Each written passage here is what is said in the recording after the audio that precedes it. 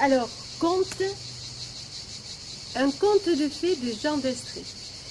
Conte, C-O-M-P-T-E et non pas C-O-N-T-E. Tout est dans le titre et je peux vous assurer que c'est tout un programme.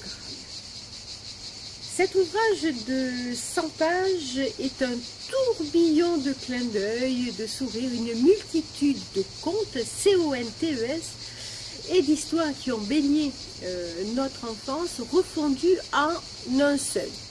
Des héros que nous connaissons tous, l'incontournable prince charmant, bien entendu, d'ailleurs pas si charmant que ça, Amaury Gustave de la Belle Lune,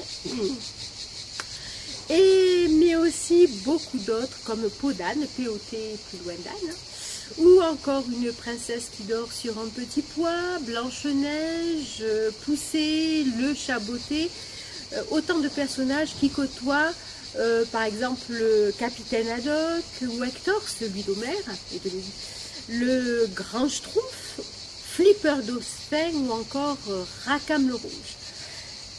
Ce conte COMPTE est enlevé une modernité d'écriture et de vocabulaire qui surprend et qui happe, qui tisse en fait un pont entre l'univers de l'enfance et celui des adultes. Alors, lorsque un prince charmant, pas si charmant que ça, s'ennuie, vous savez quoi? Eh bien, attendez-vous à tout. Je vais vous lire un passage, parmi tant d'autres. Enfin, voilà, ça se situe au début, page 7.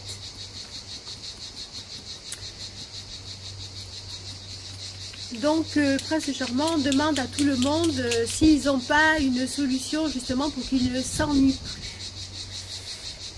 À qui le tour? Moi. Alexis, tu vis encore? Ben oui. Que proposes-tu?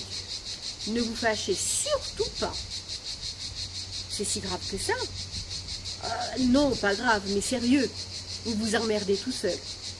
Alors, pourquoi ne pas vous emmerder à deux, avec une petite princesse qui dort sur un petit pois, par exemple? Qu'est-ce que tu racontes? Je n'ai jamais entendu parler d'une princesse avec un petit pois comme matelas. Pourtant, elle existe. Et pourquoi dort-elle sur un petit pois? Parce que l'auteur de l'histoire en a décidé ainsi.